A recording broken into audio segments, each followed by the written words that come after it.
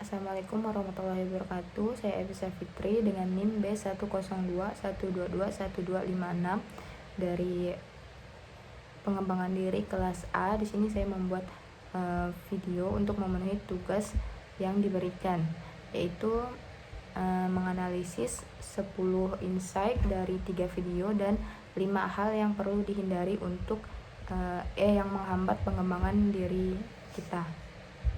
10 insight yang saya dapatkan adalah yang 4 dari kisah kesuksesan Sony Walkman, yaitu yang pertama, ketekunan dalam visi inovatif, di mana saat Masaru Ibuka sebagai pendiri Sony itu memiliki visi yang kuat untuk menciptakan perangkat musik portable.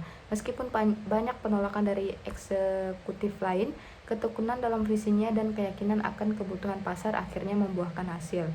Lalu insight yang kedua itu kolaborasi antar divisi, di mana saat dukungan dari insinyur muda di Sony yang dipimpin oleh Kuroki Yasuo menjadi faktor kunci dalam mewujudkan Walkman.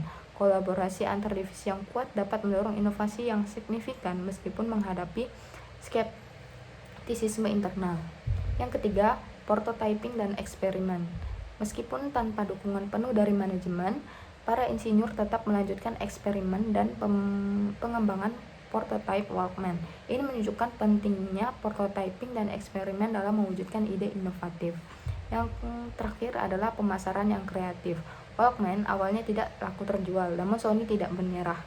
Mereka melakukan kampanye pemasaran yang kreatif dengan mendekati anak muda langsung di jalanan dan melibatkan selebriti untuk membangkitkan minat pasar. Lalu, 3 insight yang saya ambil dari kisah transformasi Lego.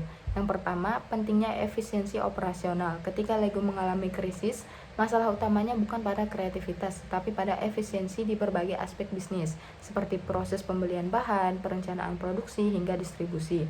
CEO barunya berhasil memulihkan perusahaan dengan fokus pada peningkatan efisiensi operasional yang langsung membawa Lego kembali ke jalur keuntungan. Yang kedua, integrasi teknologi digital.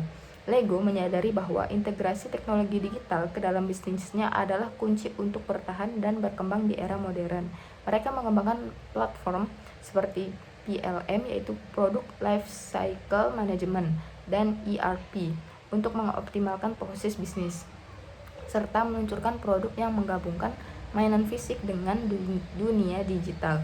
Ini menunjukkan betapa pentingnya adaptasi dan inovasi teknologi untuk menghadapi perubahan besar.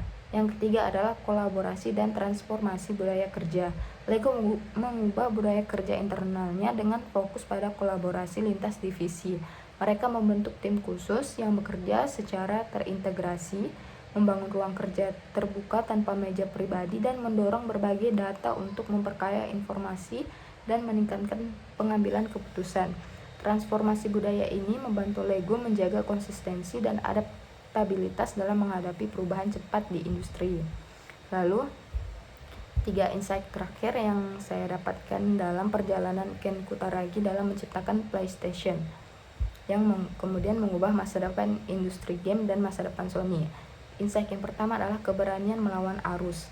Ken Kutaragi ini menunjukkan bahwa keyakinan kuat terhadap suatu visi bisa mendorong seseorang untuk berani melawan arus.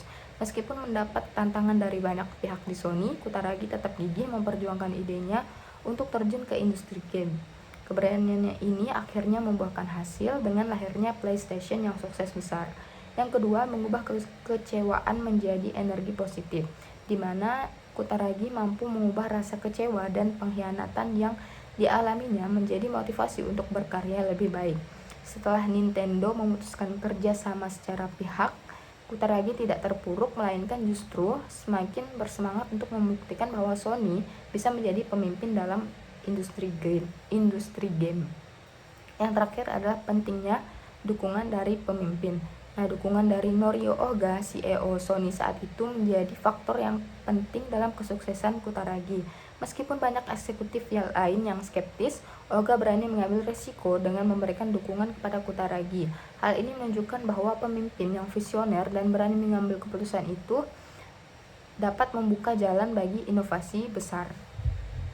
Selanjutnya adalah 5 hal yang saya dapat yang perlu dihindari untuk pengembangan diri berdasarkan 3 video yang sudah saya tonton tadi.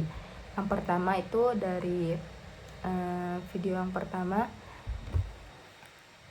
menyerah pada penolakan. Ide-ide bagus kita itu mungkin ditolak oleh atasan atau orang lain yang tidak bisa melihat visi kita.